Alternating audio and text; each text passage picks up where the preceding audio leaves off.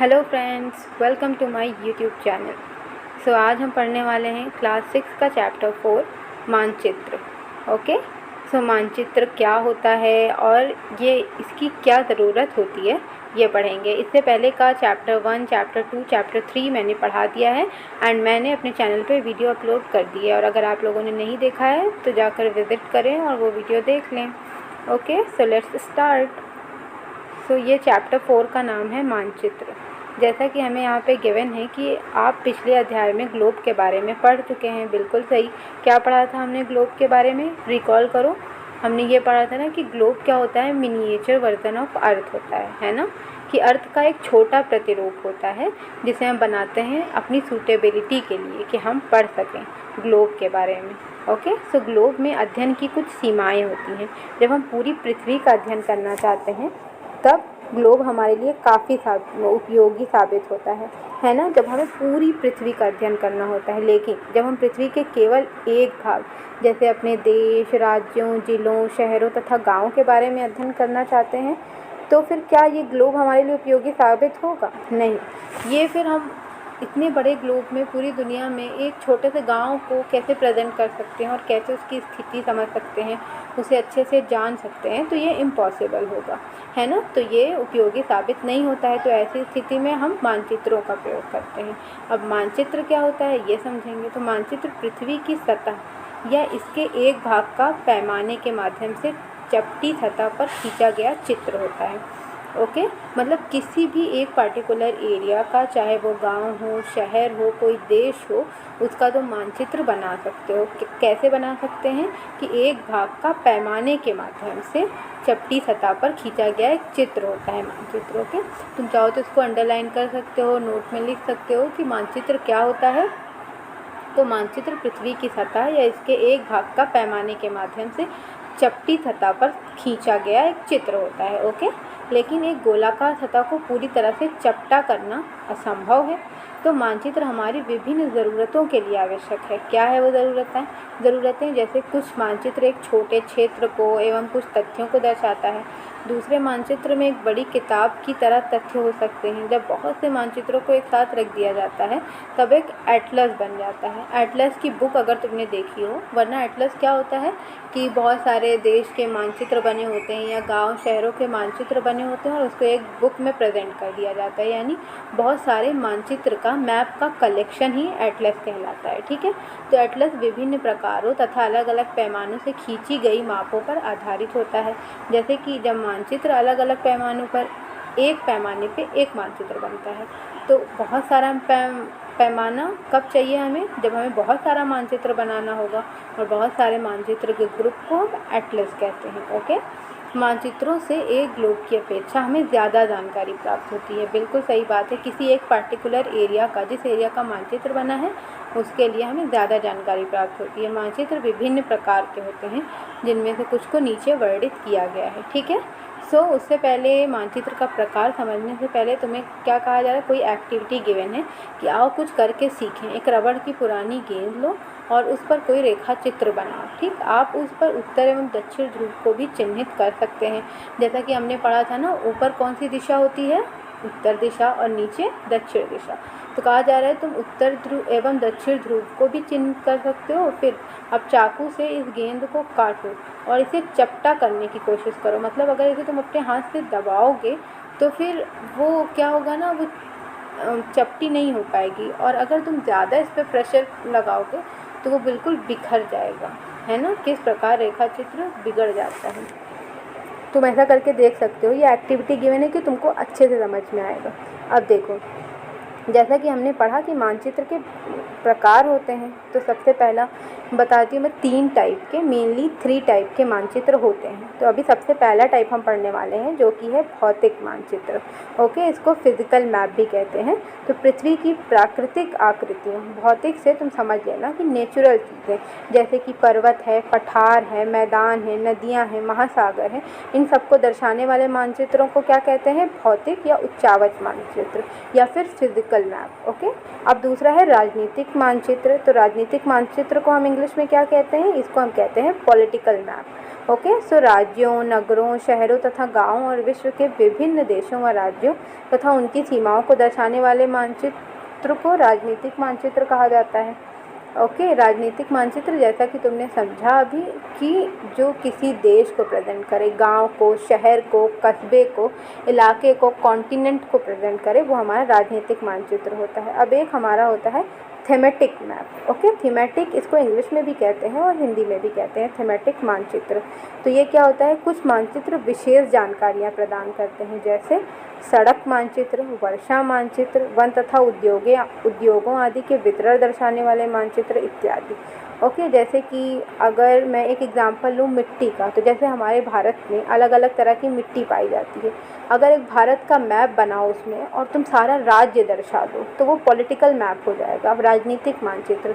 लेकिन अगर कौन से एरिया में, जैसे महाराष्ट्र में काली मिट्टी पाई जाती है, ओके, सो इस तरह के एरिया, अगर अलग अलग एरिया में कौन से एरिया में कौन सी मिट्टी पाई जाती है वो तुम प्रेजेंट कर दोगे तो ये तुम्हारा थीमेटिक मैप हो जाएगा, जब तुम किसी एक विशेष जानकारी को प्रदान करोगे। ठीक है, अब देखो यहाँ पे दिया हुआ है कि इन मानचित्र में दी गई सूचना के आधार पर उनका उचित नामकरण किया जाता है। ठीक है, नामकरण का मतलब तुम समझ गए होगे, नामकरण जैसे किया गया है भौतिक मानचित्र, राजनीतिक मानचित्र और थीमेटिक मानचित्र। ठीक, अब मानचित्र के 3 घटक हैं, वो क्या हैं? दूरी, दिशा और प्रतीक। ठीक है, तो दूरी क्या होता है? मानचित्र एक आरेखण होता है जो कि पूरे विश्व या उसके एक भाग को छोटा कर कागज़ के एक पन्ने पर दर्शाता है, या कह सकते हैं कि मानचित्र छोटे पैमाने पर खींचे जाते हैं। छोटे पैमाने पर क्यों खींचे जाते हैं? 1 सेकंड देती हूँ, बताओ। सही, देखो छोटे पैमाने पर इसलिए खींचा जाता है क्योंकि हम क्या करते हैं कि जैसे अगर मैं किसी एक गांव की ही बात करूं तो एक गांव इतना बड़ा होता है, क्या तुम उसको एक पेज पर दर्शा सकते हो? तो वैसे ही अगर देश की बात करोगे तो उसमें कई सारे गांव, शहर, कस्बे बहुत सारे आ जाते हैं।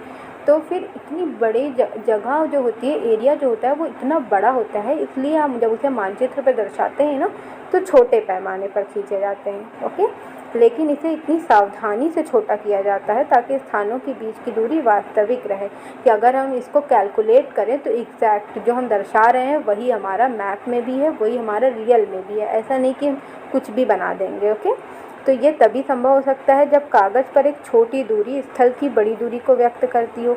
बिल्कुल सही बात है, इसलिए इस उद्देश्य के लिए एक पैमाना चुना जाता है। पैमाना स्थल पर वास्तविक दूरी तथा मानचित्र पर दिखाई गई दूरी के बीच का अनुपात होता है। उदाहरण के लिए देखो, अभी तक जैसे कि तुमने पढ़ा कि क्या होता है कि हम एक बड़ी दूरी को दर्शाने के लिए एक छोटे पैमाने का इस्तेमाल करते हैं, और मैंने बता दिया कि क्यों। तो जैसे उदाहरण तुम्हें दिया जा रहा है कि तुम्हारा विद्यालय और तुम्हारे घर के बीच की दूरी 10 किलोमीटर है। ठीक है, तो जिसे मानचित्र पर 2 सेंटीमीटर की दूरी से व्यक्त कर सकते हो, तो 2 सेंटीमीटर इक्वल 10 किलोमीटर। ठीक, तो यहाँ पर क्या बताया गया, यानी 1 सेंटीमीटर इक्वल 5 किलोमीटर। और अगर 10 किलोमीटर हम मानचित्र पे दर्शाते तो फिर कैसे दर्शाते? मतलब क्या 10 किलोमीटर का पेपर हम लेते? नहीं, इसलिए इसको इतनी आसानी से और इतना समझ के साथ छोटा किया जाता है। ओके, इस प्रकार पैमाना किसी भी मानचित्र के लिए बहुत महत्वपूर्ण होता है। अगर आपको पैमाने की जानकारी है तो आप मानचित्र पर दिए गए किसी भी 2 स्थानों के बीच की दूरी का पता लगा सकते हैं। और जैसे किसी भी देश की, किसी भी राज्य की बात हो रही है तो वो कितने एरिया में फैला है, ये सब तुम आसानी से देख के पता लगा सकते हो, पढ़ सकते हो। और जब बड़े क्षेत्रफल वाले भागों जैसे महाद्वीपों या देशों को कागज़ पर दिखाना होता है तब हम लोग छोटे पैमाने का उपयोग करते हैं ना। उदाहरण के लिए मानचित्र पर 5 सेंटीमीटर स्थल के 500 किलोमीटर। ठीक है, 5 सेंटीमीटर इक्वल 500 किलोमीटर, यानी 1 सेंटीमीटर इक्वल 100 किलोमीटर। ठीक है, ऐसे दर्शाया जाता है, इसको छोटे पैमाने वाला मानचित्र कहते हैं।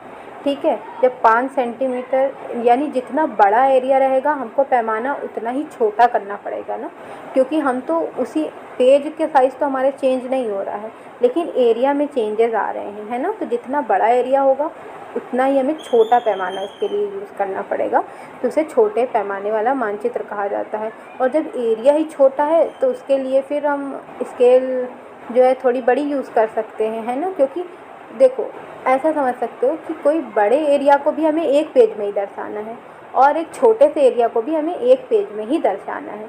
तो फिर क्या करेंगे हम, जब बड़ा एरिया रहेगा तो हम छोटे पैमाने वाला मानचित्र बनाएंगे और जब छोटा एरिया रहेगा तो बड़े पैमाने वाला मानचित्र बनाएंगे, यानी छोटे के कंपेयर में, छोटे पैमाने वाले मानचित्र के कंपेयर में बड़ा। जैसे देखो नेक्स्ट हमें दिया हुआ है कि जब एक छोटे क्षेत्रफल वाले भाग जैसे गांव या शहर को कागज़ पर दिखाना होता है तो हम बड़े पैमाने का उपयोग करते हैं। जैसे स्थल पर 500 मीटर की दूरी को मानचित्र पर 5 सेंटीमीटर से दर्शाया जाता है। ठीक है, तो इस प्रकार के मानचित्र को क्या कहते हैं, इस प्रकार के मानचित्र को कहते हैं बड़े पैमाने वाला मानचित्र। तो बड़े पैमाने वाले मानचित्र छोटे पैमाने वाले मानचित्र की अपेक्षा अधिक जानकारी प्रदान करते हैं, क्योंकि जितना छोटे एरिया के बारे में जितना विस्तार पूर्वक पढ़ोगे उतना ही तुम्हें ज़्यादा नॉलेज होगी, है ना। यही बात है यहाँ पर। अब देखो नेक्स्ट पेज में हमको क्या गिवन है, एक मानचित्र बना हुआ दिखाया गया है, इसको तुम देख सकते हो। देखो मानचित्र में जब भी हम बनाते हैं ना तो अलग अलग सिंबल भी यूज़ करते हैं। ओके, अभी तुमको सिंबल के बारे में आगे बताया जाएगा कि सिंबल कितना इम्पोर्टेंट होता है मानचित्र जब हम पढ़ते हैं। मानचित्र के अगर मैप की तुम जानकार हो, मैप की तुम जानकारी रखती हो या रखते हो तो फिर तुम्हें सिंबल का ज्ञान होना अत्यंत आवश्यक है। अब देखो यहाँ पे तुम ये मैप बना दिया गया है किसी भी एरिया का। देखो पीओ का मतलब पोस्ट ऑफिस है, फिर यहाँ पे दुकानें लिखा हुआ है, विकास का घर, शीला का घर, करीम का घर, फिर फलोद्यान है, विद्यालय है, इस तरह से बता दिया गया है ना। और देखो यहाँ पर क्या लिखा हुआ है कि एक गांव का मान, देखो पहले पैमाना क्या गिवन है, 1 सेंटीमीटर इक्वल 10 मीटर। ठीक है, तो उधर राइट साइड जाओगे, दाहिने तरफ जा रहे हो तो 50 मीटर। ओके, और इधर 10, 20, 30, 40, 50 ऐसे तुम कैलकुलेट कर सकते हो।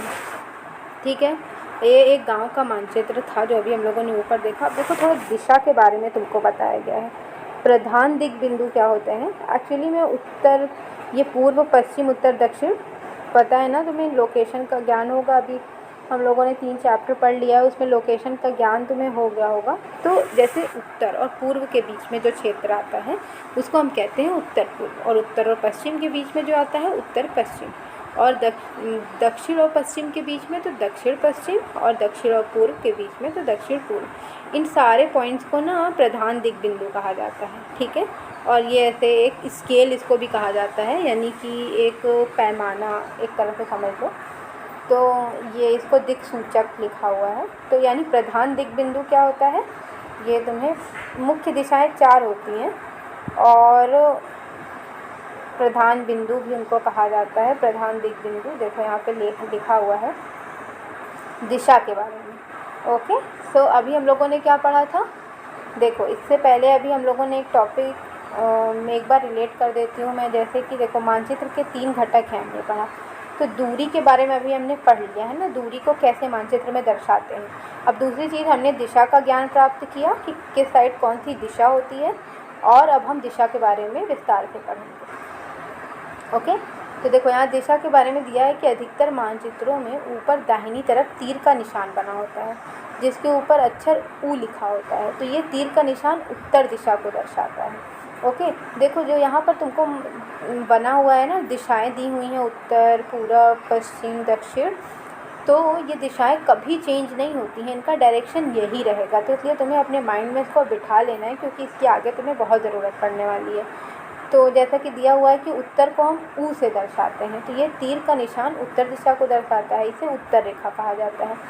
जब आप उत्तर के बारे में जानते हैं तब आप दूसरी दिशाओं जैसे पूर्व, पश्चिम तथा दक्षिण के बारे में पता लगा सकते हैं, जो कि हम लोगों ने, अगर तुम्हें याद हो तो फर्स्ट चैप्टर में पढ़ा था कि कैसे हम पोल स्टार ढूंढते थे, ध्रुवीय तारा जो होता था, और उसके बाद हम और दिशाओं का ज्ञान प्राप्त कर लेते थे। ओके, तो चित्र 4.2 में 4 मुख्य दिशाओं उत्तर, दक्षिण, पूर्व और पश्चिम को दिखाया गया है। देखा हमने, इनको क्या कहा जाता है, इनको प्रधान दिग बिंदु कहते हैं। ओके, पोल स्टार कौन सा होता है, ध्रुवीय तारा किसे कहा जाता है, उत्तर दिशा में जो तारा निकलता है पोल स्टार, उसकी पोजीशन कभी चेंज नहीं होती है, उसको ही हम ध्रुवीय तारा कहते हैं। ठीक है, लेकिन अगर तुम्हें प्रधान दिग बिंदु के बारे में पूछा जाए तो ये चारों उत्तर, पश्चिम, पूरब, पश्चिम, उत्तर, दक्षिण, ये चारों क्या हैं, प्रधान दिग बिंदु हैं। ठीक है, और बीच की 4 दिशाएं हैं उत्तर पूर्व, दक्षिण पश्चिम और उत्तर पश्चिम अभी हम लोगों ने देखा। इन बीच वाली दिशाओं की मदद से किसी भी स्थान की सही स्थिति का पता लगाया जा सकता है। ठीक है, अब दिया हुआ है कि चित्र 4.1 सॉरी, तो 4.1 जो अभी हम लोगों ने मानचित्र देखा था ना, उसी की बात हो रही है। निम्नलिखित दिशाओं का पता लगाओ कि विकास के घर से सामुदायिक केंद्र तथा खेल के मैदान की दिशा क्या है, दुकानों से विद्यालय की दिशा क्या है। ठीक है, पता लगाना चाहते हो? ले चलूँ मैप पर? चलो ठीक है भाई, लेके चलते हैं, आपका इतना मन है। तो विकास के घर से पोस्ट ऑफिस की दिशा बताइए क्या है। देखो, अगर मैं तुम लोगों से कहूँ तो विकास का घर और से तुम सीधे जाओगे, फिर उसके बाद पोस्ट ऑफिस की तरफ मुड़ जाओगे, तो क्या हो जाएगा? ये कौन सी दिशा में है? उत्तर की तरफ पहले जाओगे, फिर मुड़ जाओगे किधर? पश्चिम की तरफ, है ना? तो उत्तर पश्चिम दिशा है ये। ओके, अब दूसरा क्वेश्चन क्या था तुम्हारा? दूसरा क्वेश्चन था कि दुकानों से विद्यालय की दिशा, है ना? तो दुकान कहाँ पर है? ये रही पश्चिम में, और विद्यालय की दिशा तो बिल्कुल पूरब में है ना? बिल्कुल ये कोई बीच वाला पॉइंट नहीं है, ये जस्ट अपोजिट है। तो ये पूरब दिशा में विद्यालय है और पश्चिम दिशा में दुकान है। तो दुकान से विद्यालय पूछ रहा है, इसलिए हम बताएंगे कि विद्यालय हमारा पूरब दिशा में स्थित है। अगर पूछा जाएगा कि विद्यालय से दुकान, तो तुम कहोगे कि विद्यालय से दुकान पश्चिम दिशा में स्थित है। ओके, अब ये हो गया। अब हम नेक्स्ट पेज पे चलते हैं, जिसमें हमने दिया हुआ है कि हम दिक् सूचक की सहायता से किसी स्थान की दिशा का पता लगा सकते हैं। ये एक यंत्र है जिसकी सहायता से मुख्य दिशाओं का पता लगाया जाता है। इसकी चुंबकीय सुई की दिशा हमेशा उत्तर दक्षिण दिशा में होती है। जो यहाँ पे दिक् सूचक मैंने तुमको बताया ना, इसको स्केल भी कहते हैं। तो इसको पायलट लोग हमेशा अपने साथ लेके चलते हैं, क्योंकि उनको क्या होता है ना कि वो हमेशा उनको डायरेक्शन फाइंड करनी होती है, तो वो इसी से पता लगाते हैं। ये हमेशा नॉर्थ दिशा को दर्शाती है ये सुई। तुम देखो, उत्तर दक्षिण दिशा में जो कहा जा रहा है, तो ये उत्तर दिशा की तरफ हमेशा इंगित की जाती है। भाई तुम आगे और भी पढ़ोगे ना, ग्रेजुएशन में ये कंपास मिलता है, और ये कंपास को जो है, हाँ इसका नाम कंपास है, सॉरी स्केल मैं बोल रही थी, इसका नाम कंपास है। सो ये कंपास से ना तुमको पढ़ाया जाएगा आगे। ओके, सब फाइंड किया जाए करते हैं कि कौन सी डायरेक्शन में हमें क्या काम करना है। तो क्या होता है कि ये ना पायलट लोग भी अपने साथ लेके चलते हैं, क्योंकि जब वो एरोप्लेन फ्लाई करते रहते हैं तो उनको डायरेक्शन की ज़रूरत होती है ना। तो अब देखो, हमने दो घटक के बारे में, मानचित्र के दो घटक के बारे में पढ़ा। कौन कौन से घटक के बारे में? दूरी और दिशा। अब हम तीसरे घटक के बारे में पढ़ने वाले हैं, जिसका नाम है प्रतीक। ओके, प्रतीक मतलब सिंबल। तो प्रतीक ये किसी भी मानचित्र का तीसरा प्रमुख घटक है। किसी भी मानचित्र पर वास्तविक आकार एवं प्रकार में विभिन्न आकृतियों जैसे भवनों, सड़कों, पुलों, वृक्षों, रेल की पटरियों या कुएं को दिखाना संभव नहीं होता है। तो इसलिए वे निश्चित अक्षरों, छायाओं, रंगों, चित्रों तथा रेखाओं का उपयोग करके दर्शाए जाते हैं। जैसा कि हम लोगों ने पढ़ा था कि एक गांव इतना बड़ा है तो उसे हम एक पेज पे कैसे प्रेजेंट कर सकते हैं ना। तो वही हमें बताया जा रहा है कि जैसे गांव में दो कुआं हैं, तो क्या फिर हम कुआं बनाते, सड़क बनाते, घर बनाते फिरेंगे? ऐसा नहीं करेंगे, बल्कि एक सिंबल का यूज़ करते हैं ताकि कम जगह में हम उस चीज़ को दर्शा सकें। ठीक है, तो ये प्रतीक कम स्थान में अधिक जानकारी प्रदान कर देते हैं। इन प्रतीकों के इस्तेमाल के द्वारा मानचित्र को आसानी से खींचा जा सकता है तथा इनका अध्ययन करना आसान होता है। जब तुम थोड़ा 2-3 बार देख लोगे ना, तुम्हें समझ में आ जाएगा, अच्छा ये घर का सिंबल है, ये सड़क का है, ये नदी का है। तो इस तरह से तुम आसानी से उसको समझ लोगे, अध्ययन कर सकोगे। तो अगर आप एक क्षेत्र की भाषा को नहीं जानते हैं तथा आप किसी से दिशाओं के बारे में नहीं पूछ सकते हैं, तो आप इन चिन्हों की सहायता से के द्वारा मानचित्र से जानकारी प्राप्त कर सकते हैं। ठीक है, ये विश्व मानचित्रों की एक विश्वव्यापी भाषा होती है। मतलब कहा जा रहा है कि एक इंटरनेशनल लैंग्वेज होती है। ऐसा नहीं है कि तुम्हारे भारत में अलग सिंबल है और अमेरिका में अलग सिंबल है। नहीं, जो चिन्ह, जो प्रतीक होगा ना, वो हर जगह पूरी दुनिया में एक है। ठीक है, तो हम जैसे कि पेड़ को दर्शा रहे हैं ना, पेड़ को, घास को, तो हमें ऐसे ही दर्शाना है। देखो ये सिंबल तुम्हारा कुछ दिया हुआ है एनसीईआरटी में, उसे तुम देख लो। जैसे रेलवे लाइन, अगर बड़ी लाइन है तो फिर कैसे दर्शाओगे? मीटर लाइन, रेलवे स्टेशन, सड़कें, सीमा, नदी, कुआं, ये सारी चीज़ें तुमको बताई गई कि ऐसे दर्शाते हो। तो ये हर जगह सेम होती है। ओके,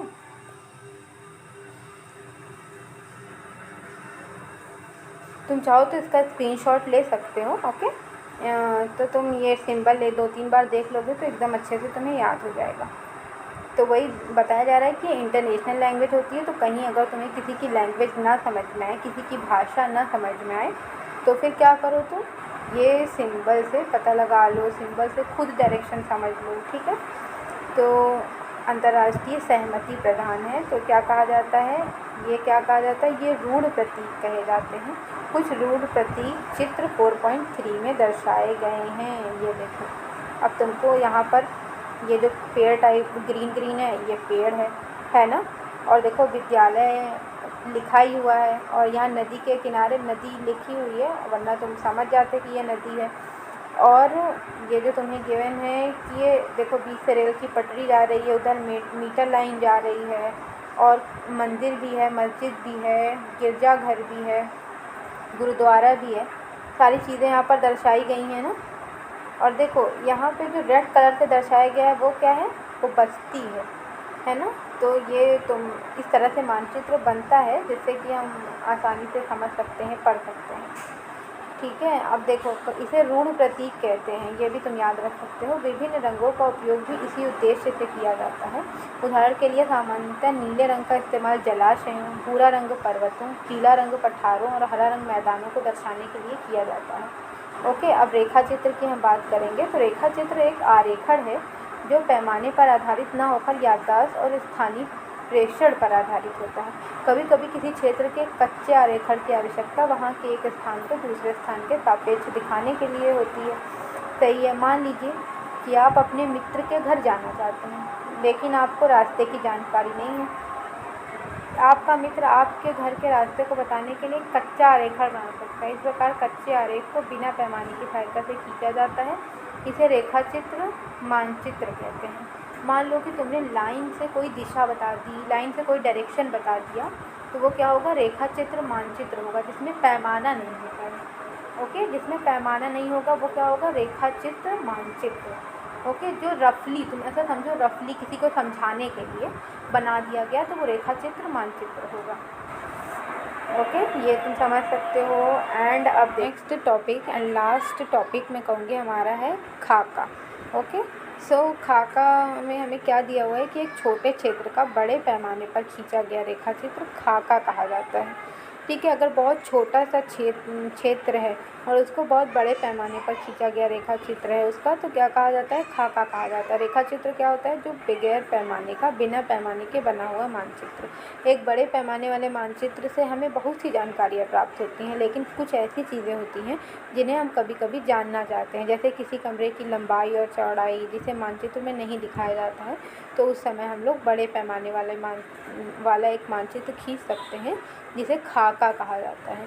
ओके, खाका मतलब कि जैसे हम मानचित्र में किसी एक पार्टिकुलर एरिया की जानकारी देते हैं, और खाका में किसी एक पार्टिकुलर चीज़ की जानकारी दी जाती है। ठीक है, जैसे कोई कमरा है, कोई पेड़ कितना बड़ा है, कौन सा पेड़ है, ये सारी जानकारी इसमें दी जा सकती है। ओके, सो यहाँ पर ये चैप्टर हमारा कंप्लीट हो गया। अब यहाँ पे तुम्हें दिया हुआ है कि आओ कुछ करके सीखें। स्कूल भुवन NCERT वेब पोर्टल देखें। इस पोर्टल पर उपलब्ध सैटेलाइट चित्रों पर अपने आस पड़ोस का मानचित्र ऑनलाइन बनाएं। ये एक्टिविटी है, तुम्हें इससे अगर तुम 1-2 मानचित्र बना लोगे ना, तो तुम्हारी अंडरस्टैंडिंग एकदम बढ़िया हो जाएगी, कभी भूलोगे नहीं। ये एक्टिविटीज़ इसीलिए गिवन रहती है हमको कि हम कितना सीख पाए हैं। ओके, और कहाँ कमी रह गई है। So it is all for today guys. और अगर आपको अच्छा लगा तो इस वीडियो को लाइक करो, चैनल को सब्सक्राइब करो, और अगर आपको कोई और चैप्टर पढ़ना है, कोई चीज़ इसमें नहीं समझ में आई है, तो मुझे कमेंट करके ज़रूर पूछें। और अगर आपको इसकी एक्सरसाइज करनी है, मल्टीपल चॉइस क्वेश्चन में कोई डाउट है तो बताएं, उसका मैं एक अलग से सेशन ले आऊँगी। Thank you.